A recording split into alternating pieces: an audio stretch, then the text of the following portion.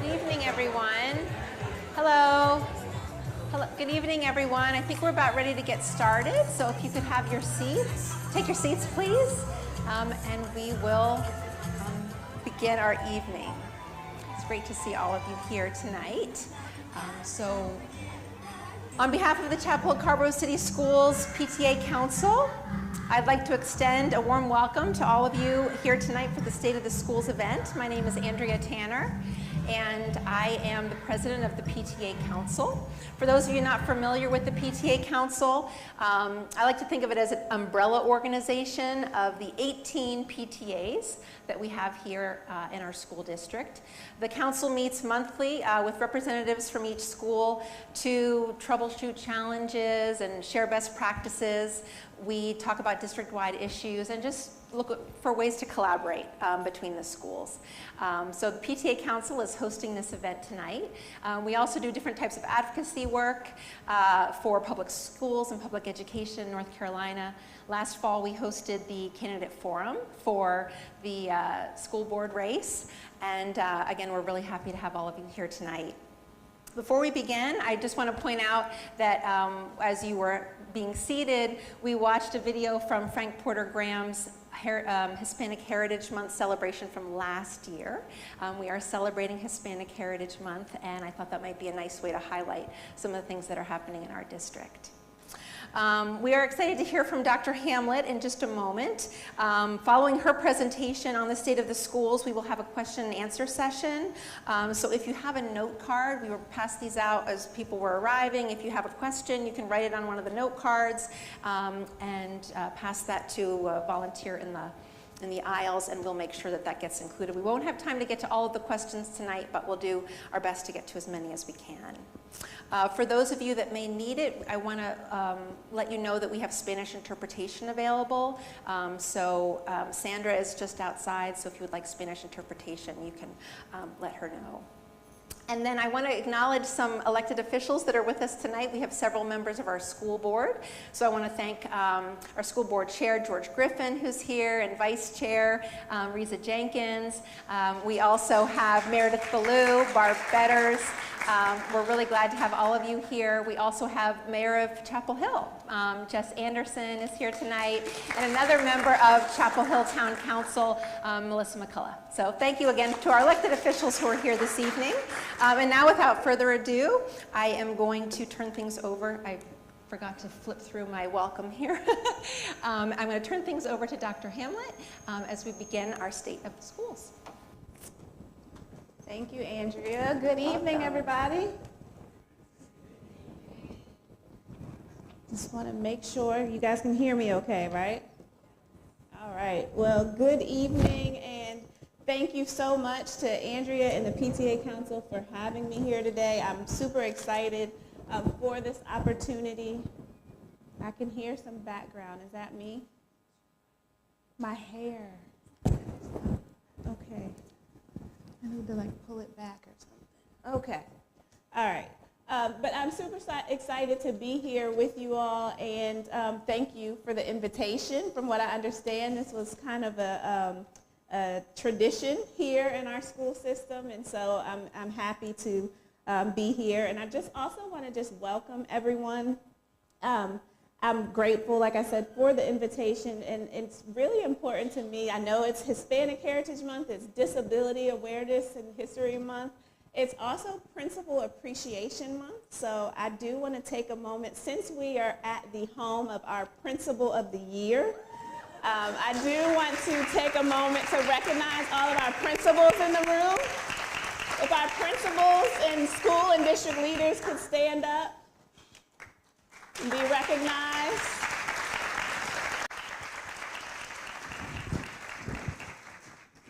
So thank you guys so much for being here. I do want to kind of just share the purpose of the State of the Schools, and one of the things that my team and I have talked about quite a bit is we've been grappling with this article called Using Storytelling for Systems Change.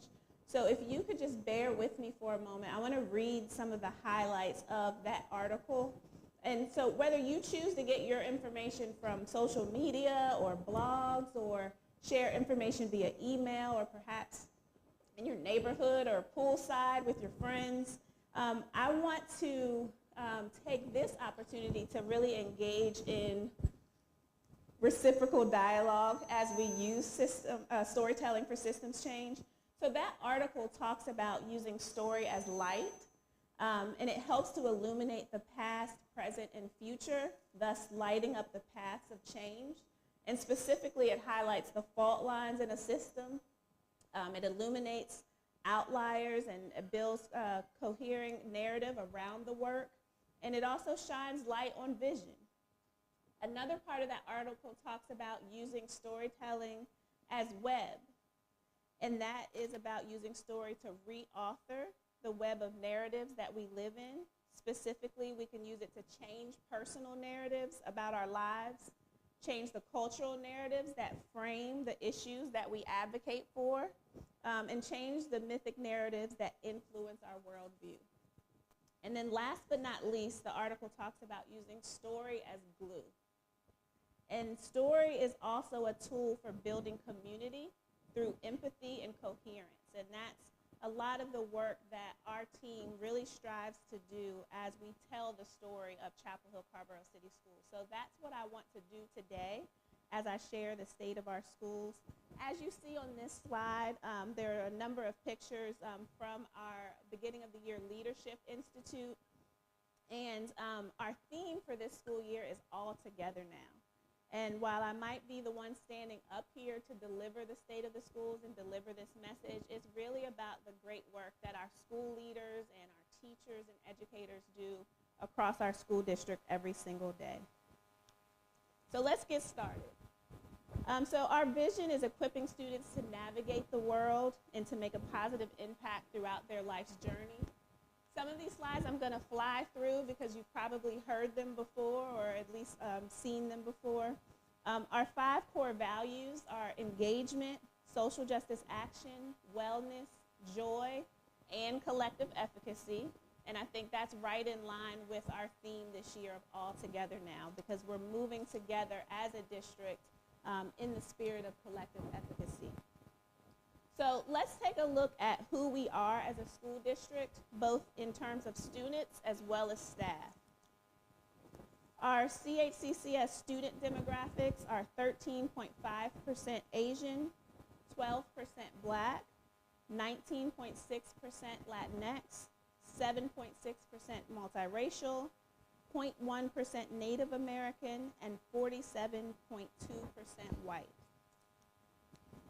In the current 24-25 school year, CHCCS has 1,368 students with disabilities, which is 12% of our student population. We have 1,561 multilingual learners, which is 13.7% of our population. And as of the end of the 23-24 school year, CHCCS had 3,633 students who are considered economically disadvantaged, and that's a term that the state uses, but essentially those are our students who are eligible for free and reduced meals. And so 31.2% of our student population are eligible for free and reduced meals. With staff, our staff, certainly a top priority as measured by one of our strategic plan goals is to recruit and retain staff members who reflect our student body. And of course, that's to the greatest extent possible. So this table shows the breakdown of all CHCCS staff by race in September of 2023 as compared to September 2024. And as you can see on this slide, there was an increase in the percentage of Asian, Black, and Hispanic or Latinx staff in our district. This table shows the breakdown of licensed CHCCS staff by race. Some examples of licensed staff are teachers, instructional support staff, our school counselors, school social workers, school psychologists, and administrators. And just like all employees, there was an increase in the percentage of licensed Asian, Black, and Latinx staff. And there was also an increase in the percentage of our Hawaiian and other Pacific Islander staff. So now on to some of our school academic highlights. And here I can show you some of our achievements and how our students compare to their peers in North Carolina. And before I do that, I want to just share kind of some thoughts with you on what we call in our district growth to proficiency. So as a district, we're no longer hyper-focused on proficiency alone, or even what we know as achievement gaps. I know that there was quite a bit of discussion and dialogue about achievement gaps in education, particularly in Chapel Hill Carborough City Schools. And for us, we have shifted our thinking and our actions to focus on growth to proficiency. And essentially what that means is, rather than pitting student groups against one another and saying, you know, this student group performs here, another student group performs here, this is how far this group needs to go in order to be considered proficient. Instead of pitting those groups against each other, what we're doing is looking at growth within student groups and how far they need to go or grow to be considered proficient. Now, the state and the feds say that proficient is 95%. Of course, we know we want 100% of our children to be considered proficient. So we've shifted our thinking and actions, and we provide targeted and differentiated supports to all students who need that support. And then we also place an unapologetic emphasis on celebrating growth to proficiency for 5 student groups. And those student groups are our Black students, our students who are eligible for free and reduced meals, our Latinx students, our students who are considered multilingual learners, as well as our EC students. And there's this book here. I just provided a picture of this book. Dr. Trice shared an excerpt from the book just this morning with our school leaders, and I thought it was so appropriate to share it with you all this evening. So in the book by Adam Grant, in the prologue, it says, when we assess potential, we make the cardinal error of focusing on starting points, the abilities that are immediately visible. In a world obsessed with innate talent, we assume the people with the most promise are the ones who stand out right away. But high achievers vary dramatically in their initial aptitudes. If we judge people only by what they can do on day one, their potential remains hidden. You can't tell where people will land from where they begin. With the right opportunity and motivation to learn, anyone can build the skills to achieve greater things. Potential is not a matter of where you start, but of how far you travel. We need to focus less on starting points and more on distance traveled. And I think that is a great summation of growth to proficiency, and not just for our students, but also not just the starting point, but that journey that our educators take as they work through their own professional growth and development as they serve our children. So with that in mind, I'm going to share some academic highlights with you. I'm pleased to share that 14 CHCCS schools exceeded or met growth in the 2023-24 school year. As far as our graduation rate, on-time graduation rate, it was 93.9%, outpacing the state rate of 86.9%. In addition, the class of 2024 had 967 graduates, which is a new record high count for CHCCS. We also had 69.8% passing rate on all state exams in the 23-24 school year, which is the highest in the whole state of North Carolina. 73.7% of our schools earned an A or a B grade, which is up from 66.7% in the 2022-23 school year. Meanwhile, statewide, only 27.8% earned an A or a B. This table shows how proficient our students are compared to their North Carolina peers across subjects and levels. So as you can see here, CHCCS had a higher proficient rate in 23-24 in every subject, with the exception of Math 1. We still have yet to crack that nut, but we're working on it. But that's where, you can see even with Math 1, we were off by less than a percentage point.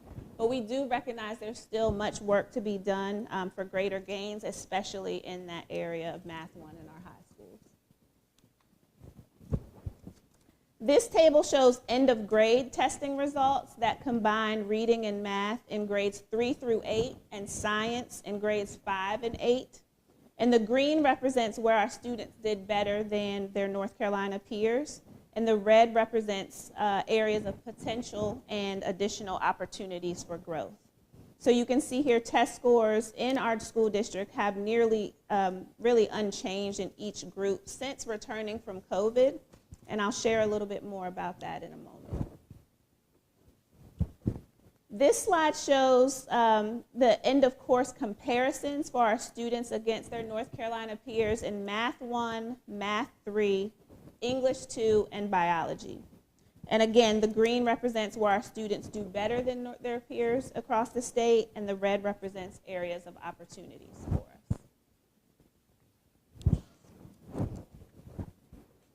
And then when we look at the end of course exam or a composite by group, and this is looking at the percent proficient, overall the percentage of CHCCS proficient scores rose by 3 percentage points among Black students and by 1.9 percentage points among our multilingual learners.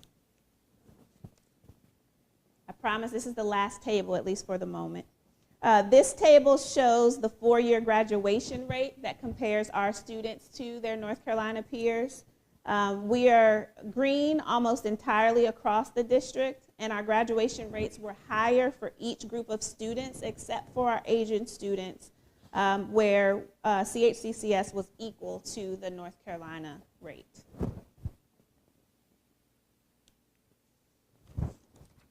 And then moving on to a few more highlights. The graduation rate among Black students in CHCCS has increased for each of the past 4 years, up to 94.2% in the 23-24 school year, and that is up from 88%, which is what the graduation was for our Black students in 2019-2020. The proportion of Black students who earned grade level proficiency on high school end of course tests rose by 3 percentage points to a level higher than the pre-COVID value.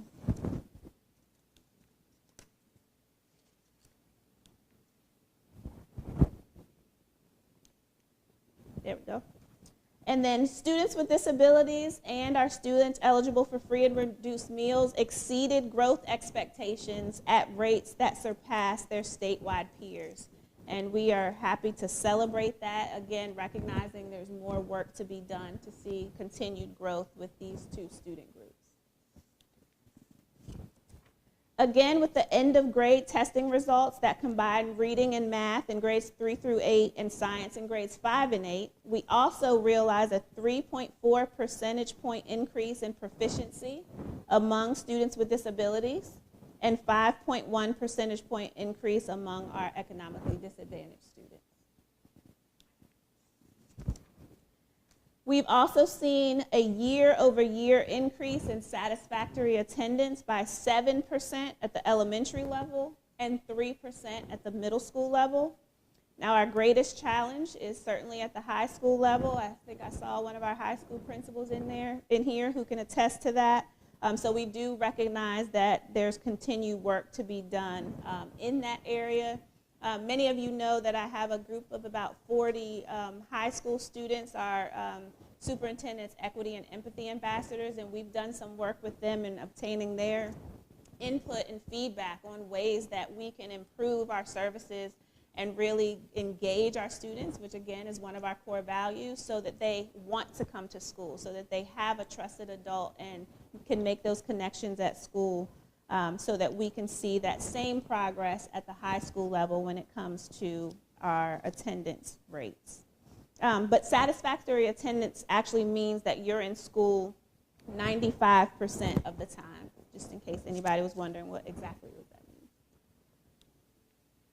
And then Andrea also asked that I share information about how you too can access this information, not just from a PowerPoint slide, but how can you go and find some of this data on your own. So if you want to get way deeper into school achievement data, here's how you find them. You'll want to look at our school data profiles, which are currently being updated with the 23-24 data. But you just start on our chccs.org webpage, and then scroll all the way down to quick links. And then when you click on school data profiles, this will come up. And then that will bring up this page called assessment and research. You'll click on school profiles, and it's a web application. And under the link section, there's a link there, but then also you can use it on a mobile device, and you'll just need to scroll down to get to that section. But when you get there, it will take you to this page where you can select any school that you would like. And if you click on the CHCCS logo, you can see data for the entire district. And so that is real-time data that is updated after our end-of-year data is posted each year. So we're working on getting the 23-24 data there. But that's just one way that you can access additional data. All right. So moving on to a new topic, switching gears, which has been this cell phone rules has been a big topic this summer. We've seen many of the same studies that you have regarding the negative impact of cell phone use in schools, including distraction, cyberbullying, academic dishonesty, social isolation, physical health issues, sleep disruption, the list goes on, privacy concerns, reduced physical activity, and addiction. And I'm actually currently reading a book called The Anxious Generation, How the Great Rewiring of Childhood is Causing an Epidemic of Mental Illness. I highly recommend it. But last year, our CHCCS middle schools had different phone policies in effect, and none of our high schools had consistent cell phone expectations fully implemented. And well, that has all changed this year. So I just want to share a little bit with you about that. One second. What you will see when the slide comes up, for our middle schools, all 4 of our middle schools and Phoenix Academy High School, they now have away for the day cell phone expectations. So students may bring their phones to school, but they're not able to have their phones during the instructional day. Now, I will say I'm one of those parents. At the first week, it took me a while. I was guilty. I texted my middle schooler, and she texted me back, and I was like, "You're not supposed to have your phone." She's like, "But you text me, Mom." But then she said, "Well, we don't have our lockers yet." So I said, "Okay." But phones are to remain in student lockers throughout the day. And at Phoenix, the phones are turned in at the office and then given back at the end of the school day. And of course, exceptions are made for students with documented medical plans that might need to access their device, like for students who need to access their blood glucose monitor or things like that. So anytime we have a student who has a medical plan who needs to access their device, there are exceptions made. There we go. At the high school level, our traditional and comprehensive high schools still allow electronic devices, but they must be turned off or silenced and stored out of sight at the beginning of the class period. And then with teacher permission during non-instructional time, students can access their devices responsibly, such as quick checks of messages or school-related apps, or again, for medical reasons. Now, I do have something to show you. As you might imagine, our students had a variety of reactions when we first broke the news to them that there were going to be some new rules as it relates to cell phones, okay? So I'm going to show you a video. This is exclusive footage from that meeting with students so you can see their reaction.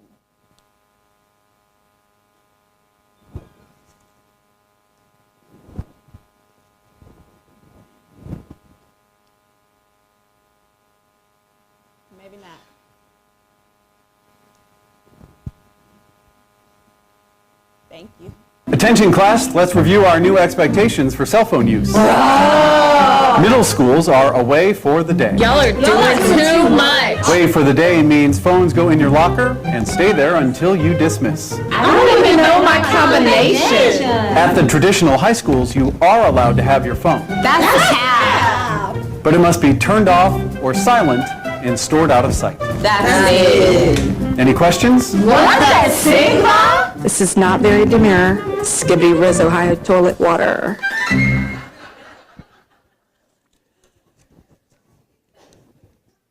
I've heard all of those phrases in my household. Can you click again? Sorry.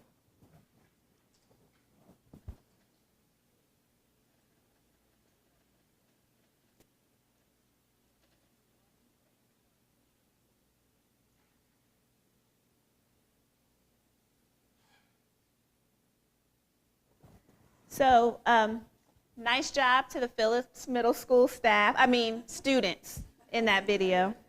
But on a serious note, district and school leadership, including input from principals and teachers, developed these plans for the 24-25 school year. Again, this is not a ban on phones. These are rules and expectations, and we can still expect certainly challenges, and we know this topic will likely require some additional review and certainly adjustments throughout not just this school year, but even beyond. So we're continually collecting data from our students and input from our teachers and administrators about how this is going in our schools. So switching gears with school safety and security, which has been another hot topic in our community, as well as many surrounding school districts and school districts across the country that are dealing with real and perceived threats to school safety, most often spread through social media. But I can tell you with confidence, this is one of my highest priority areas. And so let's just talk about what we do here in CHCCS to keep staff and students safe. CHCCS is one of many school districts nationwide who uses the standard response protocols developed by the I Love You Guys Foundation. And this clearly defined set of responses is designed to keep students and staff safe in the event of an emergency. So if you look at this carefully, because it's important to know, I want you guys to know that not every response is a lockdown, okay? So for example, hold is the protocol used when hallways need to be kept clear, and it's followed by the directive in your room or area, right? Secure means we bring everyone inside, keep the doors closed and locked, but classroom instruction continues normally. Lockdowns, which are very rare, are when we are quiet and in place and lights off. And then we also partner with Chapel Hill and Carrboro Police to either place school resource officers at school or assign SROs to cover multiple schools in close proximity to one another. But these are the protocols that we follow in our school district. Some other things we do with door security, it's the expectation that all of our interior and exterior doors have a lock that is engaged at all times in case of an emergency. And exterior doors are to be monitored during periods of high use, and exterior doors must never be propped open unless an adult is physically present at the door. The interior doors, when I say the lock must be engaged, it's okay for classroom doors to be propped open while instruction is happening, but in the event of an emergency, we want staff to be able to quickly close the door and not have to fumble with keys or some other mechanism to get the lock engaged or to lock the door itself. Also, you can see here with check-in and check-out procedures, there are new kiosks at the main entrance of every school and office that track school visitors and run background checks on all individuals who enter our schools. With our cameras, there are new high definition surveillance cameras covering the interior and exterior of school buildings. Staff have access to several different methods of emergency communication, both within their building and with 911 response. And then administrators are required to review and assess their building's safety and adherence to these expectations on a routine basis. Also, staff, student, and families and the general public all have access to an anonymous tip line to share information and concerns confidentially. You can find the tip line by going to the quick link section on our main district webpage, and the link is also accessible on every school webpage under our school, Our School heading. And then here's how we train. So, district and school-based leaders participate in summer training, including daily procedures and emergency responses.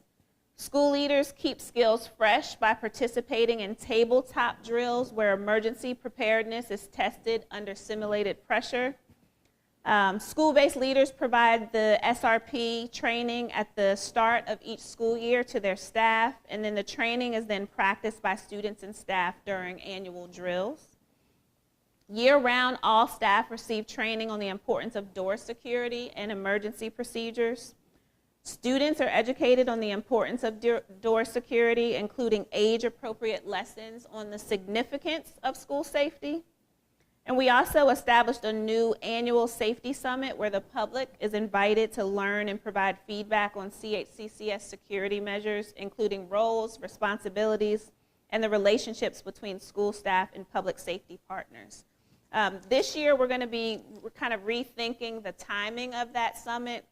Last year, we did it in conjunction with our summer training with a lot of families, understandably so, or on vacation, or students are working, or staff, parents are working. And so we're going to think about other ways that we can engage the community in those safety summits moving forward.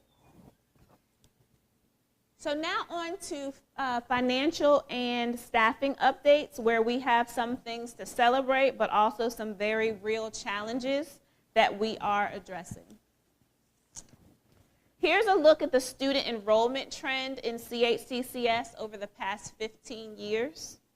Currently, we have just over 11,000 students, which is down more than 1,000 students from our pre-pandemic high, which, if you can't see it, a pre-pandemic high was about 12,300 students. Our enrollment directly impacts the amount of state funding we receive, and fewer students essentially means fewer or less state funds or state money, which impacts our operational budget. In public education, approximately 85% of our budget is invested in people. And in order to maintain the high level of service our community expects, we were directed to spend down our fund balance in order to pay our bills. Eventually, that certainly catches up with you, right? So 2 years ago, we began telling anyone who would listen that the day would come when we'd have to make difficult decisions about positions and people. And this summer, once the fiscal year closed on June 30th, our fund balance was essentially zero, and that day had arrived. So you can see the numbers here, but just wanted to share that background with you. I think it's also, this is hard to see, but I think we'll be sharing this slide deck more broadly so that people can access it at another time. But here I want you to see the way our state, local, and federal funding pays for our people, our staff. So take note of the significant investment of local funding that provides staffing ratios above and beyond what the state provides funding for. With 1,000 less children enrolled in the same complement of staff, we have to make adjustments accordingly. So another way to put it, in 2021, our per pupil expenditures were approximately $13,000 or so per student. With declining enrollment and the same staffing levels, our current per pupil expenditures are well over $17,000 per student. We've made necessary adjustments, albeit not ideal timing. And we made those necessary adjustments and limiting student impact to the maximum extent possible. So you'll see here on this chart, it shows the 52.8% of our FTEs are paid for from state funding, but another 39% or almost 40% are paid for by local dollars, and that's 746.9 FTEs or full-time equivalent positions. So this brings us to the reorganization that we first began to implement in the spring, but it had a more direct impact on people this summer. In Tier 1, 34.5 of the 37 positions were eliminated via attrition. So as people left the school district through retirement or resignations or for other reasons, we didn't hire a new person in that position. In Tier 2, this summer, 11 central office positions were eliminated. Those employees were reassigned to open positions elsewhere in CHCCS. 13 central office positions that were already vacant, including chief and director positions, were eliminated. Nobody was laid off. In this tier, our main goal was to preserve the student experience to the greatest extent possible and not touch student-facing positions. But make no mistake, every single staff person in this district and in this organization plays a role with student success. So as we continue to right-size our organization for the number of students we serve, there is a Tier 3 that will be finalized by next June. And by then, 26 positions will be reduced, with staff members being reassigned to open positions elsewhere within our district. There are some encouraging figures I'd like you to know as well. We're 97% staffed. 1,614 of our 1,662 school-based positions are filled. 97.7% are certified positions that are filled. 95.3% of our exceptional children positions are currently filled. All 40 of our multilingual learner teacher positions are filled, which, by the way, if you go back to that chart, none of those positions are paid for by the state. Those are all locally funded positions. And 88.1% of our pre-K positions are also filled. Central services staff includes staff who work in Lincoln Center, Cheryl Mar, transportation, as well as classified and certified positions that are based in schools, or itinerant staff who serve multiple schools. And so when you look here at this slide, 93.6% of our central services positions are filled. 57 of 59, or 96.9% of our bus driver positions are filled.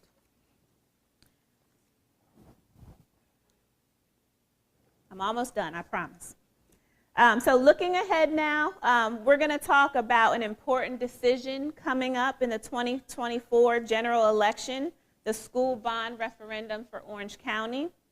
It's the last item on your ballot and one of the important decisions you'll make in this election.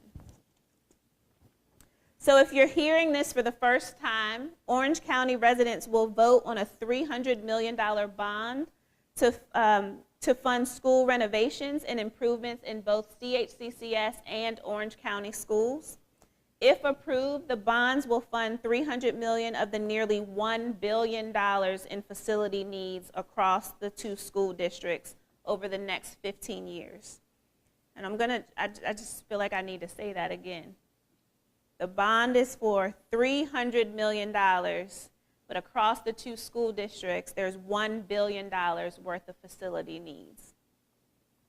So the projected cost of the bonds is about $34 for every $100,000 of assessed property value. For a home with an assessment of $400,000, this would add approximately $136.40 to the annual property tax bill. If bonds are not approved, the county will rely on traditional borrowing methods, which limits school facility improvements and our ability to build new schools. And so here's why the bond is important. CHCCS has identified the following projects utilizing bond funds. The order listed is not necessarily the order that the renovations would take place. But you can see here the 2024 bond project plan would allow us to build a new Carborough Elementary School, a new Estes Hills Elementary School, a new Frank Porter Graham Bilingue Elementary School, and perform high priority maintenance projects at all of our schools. So here are some important dates to remember. Early voting starts on October 17th. Election day is November 5th. And when voting, remember that the school bond question is the last item on the ballot. So flip it, don't skip it. That means flip the ballot to page 2 so you don't accidentally skip the chance to have your voice heard. And to learn more about the bond, see a sample ballot, and to register to vote, you can visit orangecountyschoolbond.com. And again, your participation is key. And I think there's some materials out front as well that the PTA Council has provided if you're interested in learning more. So this brings me to my last section before we get into Q&A, and that's how you can get involved. I want all of us to leave feeling like you can be a part of the solution. And I say to my team, I say this all the time, and sometimes my team rolls their eyes. I could probably start the sentence and they could finish it. But I say to my team all the time, don't bring me problems unless you bring me solutions too. And so I just want to share with you a few ways that you can get involved and bring some of the solutions to the table. So certainly be an informed voter, do your research, be an advocate for your children, your friends, and your neighbors. Read your school improvement plan. I know it's like sometimes it can be nighttime reading, but it's okay. It is very specific about the goals and the vision that your school leaders have for your schools, and it's part of that process that the school improvement team, which includes parents and staff, that they develop. So if you don't know where to find it, ask your principal, but connect with your school's PTA, spread the word in your community, help us out on social media in a positive way. When misinformation is spreading, be the reliable storyteller using the information and examples you heard here tonight. And I'm grateful for the opportunity this evening, and I just want to again sincerely thank you for the invitation. I want to thank you all for showing up and for your time and attention. And now I will turn it back over to Andrea.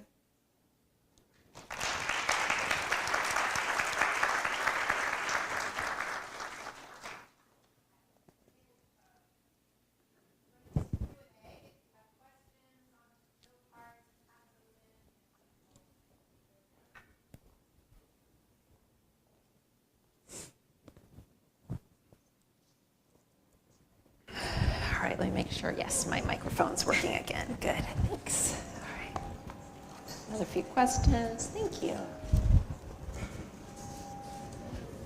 Great, thank you so much, Dr. Hamlet. Absolutely. It's great to hear the state of our schools. So we're going to take some time now to hear from the community, some questions that are on your minds, and have Dr. Hamlet address some of those things as well. I received a few questions via email, so I'm going to actually start with those. One was about bus transportation. This has been a challenge for many years, both with the bus driver shortage as well as routes and missed connections and things like that. So can you sort of talk about how you view this issue and what you see as some solutions going forward? Yes, absolutely. So we went through a series of meetings and events where we talked about the bus driver shortage, not just here in Chapel Hill, Carborough City Schools, that were impacting many schools across the country following the pandemic. So for us, I believe we have 57 of 59 drivers, is that correct? But we also have transportation staff, so the people who are answering the phones, who do our routing system, who help to problem solve through some of the challenges that we face with transportation, they too are drivers.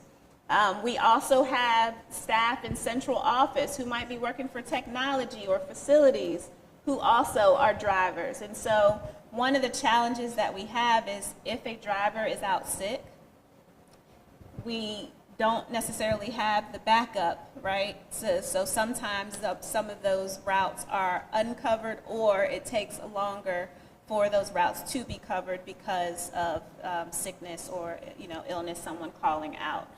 So one of the things that we've tried to do is really spread the word about, we pay our bus drivers $20 an hour, which I believe is the highest in the triangle still. Is that, I'm checking with my team, still the highest in the triangle.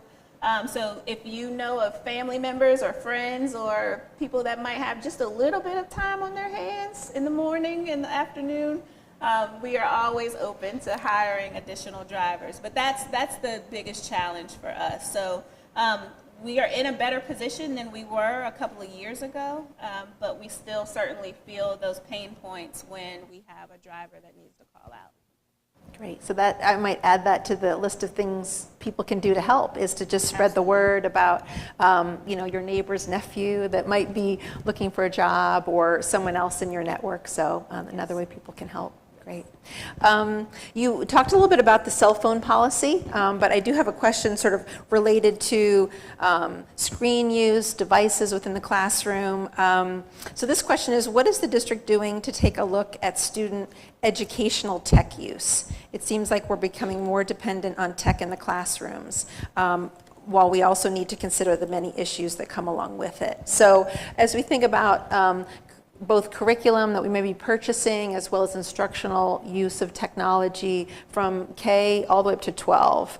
What are your thoughts on that particular topic? Especially, you mentioned the anxious generation. I know parents that have been reading that, and just thinking about screen use in general. Yeah, so I shared with our elementary principals a while ago, the hardest week in my household last school year was screen-free week. And so as a parent, but also as an educator, I know the challenges that are associated with screen time, or too much screen time for our students. What we try to do is to really focus in on core instructional practices that we know are those best practices, right? And with focusing in on that instructional time, the core instruction, that's super important. We do have some what's considered ed tech programs that provide intervention supports, and even some of our supplemental core instruction that is provided in our classrooms. We don't have kids that are just sitting in classrooms all day with a face in a screen, right? As my device falls, that are sitting there all day. I think another thing that's important to think about is, how many of you have heard of win time? What I need time in schools.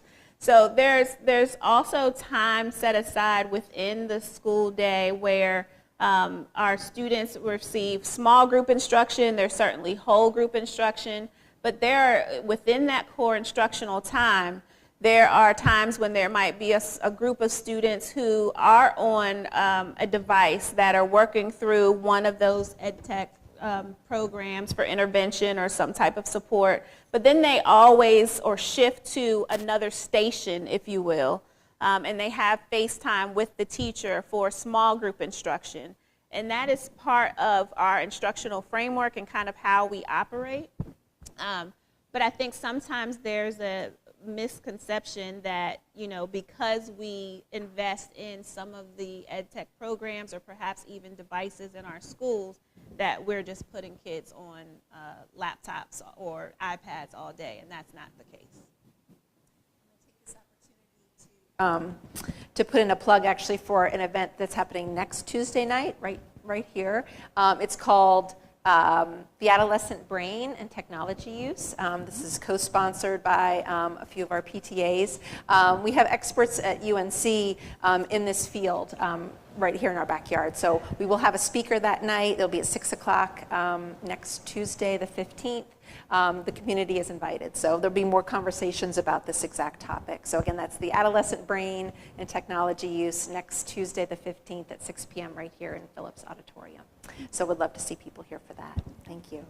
Okay, this is a good one. Finish this sentence. Our CHCCS community feels united and content when? United and content when students get the support they need to succeed and experience growth and success. I like that. Thank you.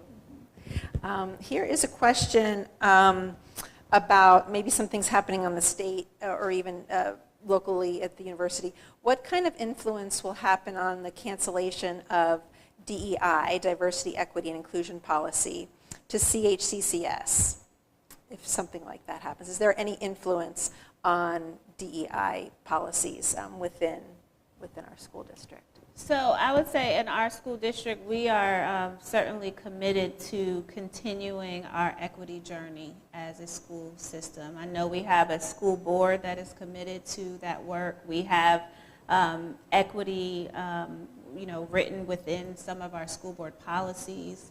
If you look at our strategic plan, we highlight our equity and engagement framework. One of our core values is social justice action. So to be in a school district that, again, unapologetically focuses on equity and ensures that our students are receiving high quality, affirming education no matter what school they walk into. I don't see an impact or an influence because our community is so committed to this work. And when I refer to our strategic plan, I mean, we received feedback from a couple of thousand people. We worked with over 450 groups. We heard from about 600 students. The group that helped us to develop our strategic plan, who does this work across the country, said that we had the most engaged community in the strategic plan development process. And you can see, if you read that plan, there is so much in there that highlights the beautifully diverse school system that we serve and our commitment to equity. And so I think as long as we stay all together now, we'll be okay. And are we about halfway through the strategic plan in terms of the timeline? So our strategic plan is strategic plan through 2027. It was a 5-year plan. Considering some of now it's a lofty plan. We have many goals. We have a number of key strategic actions. And as a district and school leadership team, we've talked a lot about the implementation timeline. And considering some of our budget challenges and just some different things that have come up over time, we have talked about, where do we need to be mindful of that implementation timeline and perhaps pause, not forget about, but pause some of those key strategic actions and table that for another time. We also have our strategic plan monitoring committee who monitors the implementation of our plan and monitors the goals and progress under the leadership of our Chief of Staff and School Leadership, Brandy Reeves. And that's community members and people who were a part of the development of the plan. So they meet quarterly, if I'm not mistaken. By semester. They meet so twice a year, and they look at the strategic plan and determine, where we kind of are and what we might need to pause and, be more mindful about. So that's a long way of saying it was a 5-year plan, but I think we're going to need to extend it out a little further. Yeah. I'd like to hear a little bit about your connection and interaction with the teachers across the district and how you work with them, whether they have feedback, input on initiatives that might be happening. North Carolina can be a challenging place to be a teacher. Yes. And we have some phenomenal teachers here. We want to keep them for sure. But as they have concerns, if they have issues that come up, can you tell us a little bit about what that relationship is like? And, Sure. Yeah. Sure, absolutely. So there are a few things that we've done over the past 2 years or so that are new. But when I first got here, there was the Superintendent's Teacher Advisory Council, and that's a representative from every single one of our schools. And so we still have the stack. And so I meet with the staff. We get feedback from them on challenges that they're experiencing in their schools. They provide information about topics that are top of mind for them. And we've tried to frame it in a way where those meetings are more like work session meetings. We do still have kind of like a Q&A or an opportunity for our staff representatives to share questions or challenges that come up from their schools. But we also, this past school year, it was the first year that we established a superintendent school-based educator cabinet. And we call it school-based educator cabinet because our teachers are certainly integral parts of the work that we do every single day. But as you saw on that screen where we talked about the instructional supports that we have school counselors and social workers and instructional assistants and a number of support staff that also play an integral part in the well-being of our school district and of our students.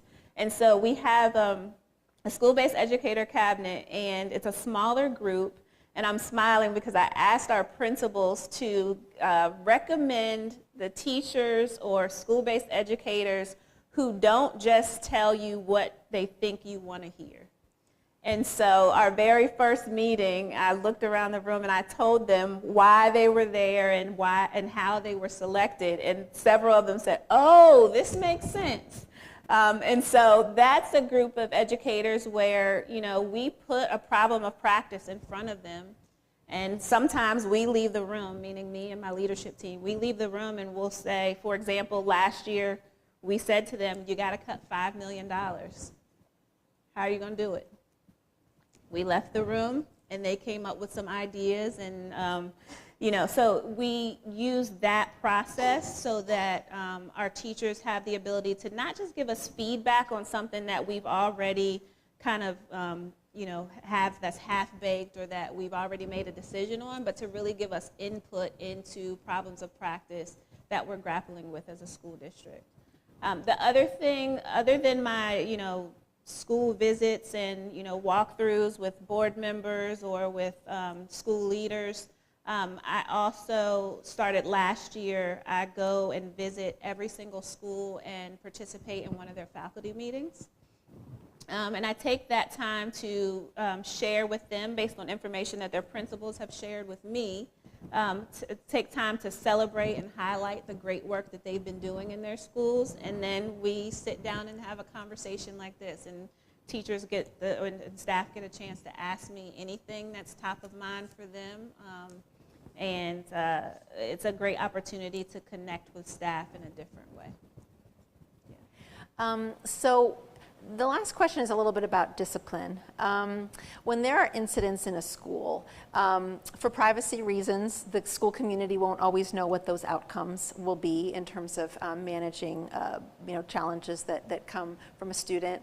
Can you give us a little bit of maybe insight into what things are happening behind the scenes? So if there is a student who needs some extra supports, maybe there have been issues within a school community.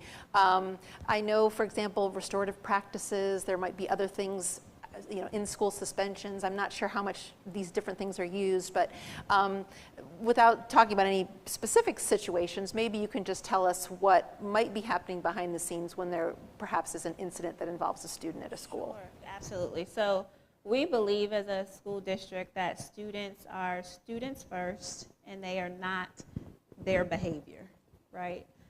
And so what we try to do is really work alongside families and parents and caregivers to support the students, to give them the supports that they need so that the behavior can be changed. Because most often the behavior is a manifestation of something else or something that's going on.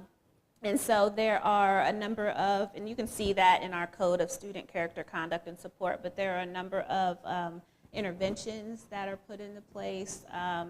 We don't necessarily have what we call in-school suspension anymore, but we do have people who are considered restorative practices coaches and staff that work through what we call like our reset or R3 centers. So they have the opportunity to reset, to problem solve through whatever that issue was that they were experiencing.